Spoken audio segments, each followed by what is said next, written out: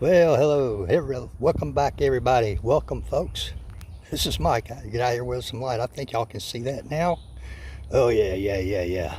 This is Mike from Mike's Magic Auto Detailing and Paint Enhancement here, and finally a sunny Tuesday in Sharpsburg, Georgia. How about that? It's kind of warm out here today, and I got to get my ant poison out. See that big old ant bed right there? They're all over the place. This rain really brought them out. Well, I decided after a couple days of goofing off, not really doing anything, a couple of no-shows on the detailing end. That's okay. After a week or so of sitting around, sometimes outside, most of the time inside, but a lot of times with the garage door opener. I had to drive it in the wet a couple of times. So I have accumulated the bane of us car cleaners this time of year, the pollen. I'm hoping y'all can pick up all that. Whew-wee. And that streaking come from it just when I drove it the other day. It rained, but just a little bit, not enough to even flush all that off the surface, not even close. And it ran. You can see the kind of a streaking there, but that paint is so slick, folks. I'm sure this stuff is going to wash right off without a problem. And I'm going to do a rinseless wash. I mean, it's caked on there pretty good. And I'm going to use the rinseless on the wheels and the tires, the glass, because they're titanium coated. So that stuff just rubs right off.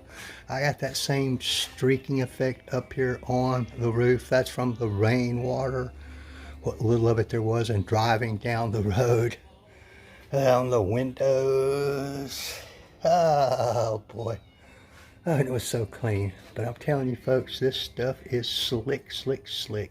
This is coated. If you remember, not too long ago, I went back, did some paint correction on this, and recoated it with that titanium 8-year coating and topped it with a top coat. So it is just slick as it can be. Yeah.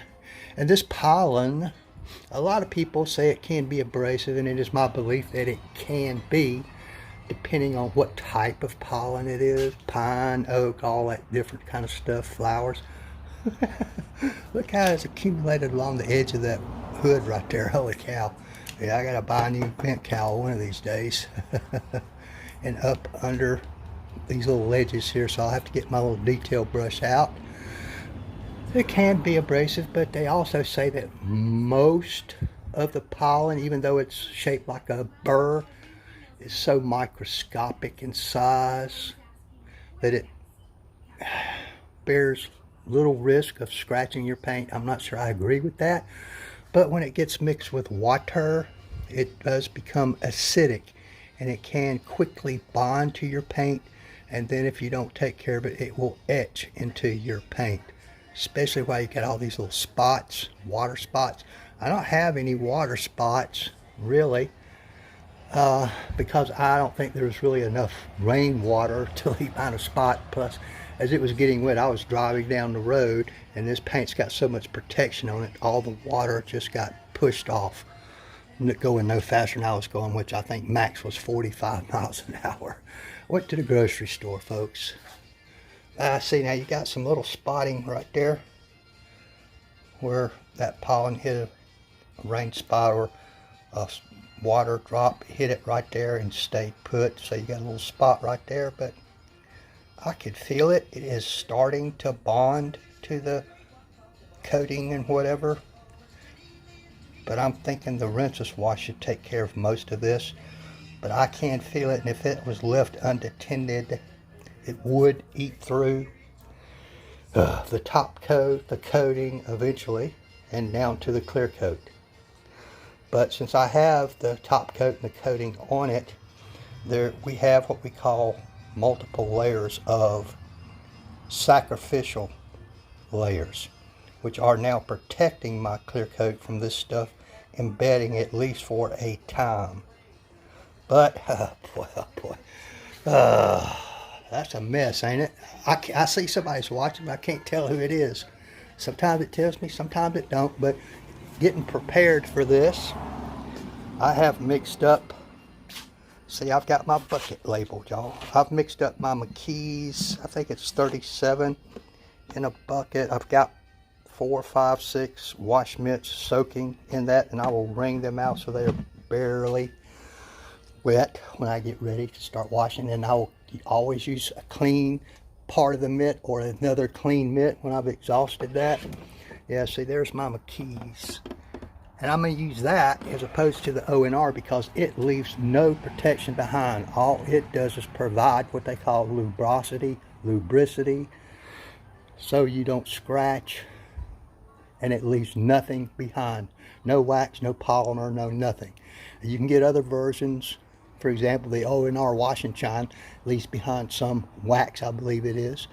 But I don't care because I'm going to use a drying aid afterwards, which does have some wax in it, and then probably hit it again with a top coat. And we should be good to go. This shouldn't take very long, folks. It shouldn't take long at all. And I had my compressed air going. What I did, this thing is called a tornador, I think. What it does is spin, that little ball in there spins when the air comes out the compressed air hose, and it kind of impacts. And I blew all the wash mitts out just to make sure there was no grit or dirt or particulates, as they say, in the mitts before I tossed them in that McKees wash to soak. You don't necessarily have to soak them. Sometimes I do, sometimes I don't. And my first step is going to be, before I get to that step, I also have the McKees 37 waterless wash, rinseless wash. Yeah, I could get the hose out and all that stuff today. I mean, the weather's gorgeous, but I feel like this method is safer than getting the hose, the pressure washer, and all that stuff out. Take half a day. This won't take me very long. But what I'm going to do, this is cordless, it's battery powered, is I'm going to go and blast as much of this off as I can. And I think you can already see where it's starting to remove that pollen all by itself. All by itself. And look at that, look at those beads, water behavior. It's just running right off. And that's pretty much what rainwater does. Now, there's a big spot right there. Let's wipe that down. Yeah, buddy. But I'm going to spray the whole car down like that.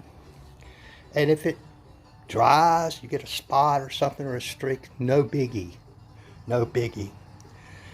It's not a big deal. All you do is re-wet it and it'll be fine. And then dry it with your drying aid. I'm going to get started now. But I mean, you just look at that part of the hood right there. It's already encapsulated most of that pollen and removed it from the hood, and I haven't even touched it yet. All I did was spray it. The streakiness is gone. It's just, now it's just wet. And that's the way you do that, folks. And actually, this stuff is actually safer than a traditional car wash. My goal is to remove all this stuff, get my shine and gloss back up to par, and not micro mar the paint or scratch it. Of course, that's your goal each and every time, is to minimize that. With that being said, am I going to leave behind some micro marring? Possibly. Some, but it'll be so minuscule it'll barely be visible, particularly with all the protection I have on here. I might be micro marring the protection itself, but not the paint, because I have so much protection on here. So I won't have to go back and do any buffing. Oh, I shouldn't, because this is what we got. I mean, this is good stuff right here, folks. And I've seen this under a microscope. This stuff has what they call surfactants, and I forget the stuff they, whatever it is they call, and lubricants in it.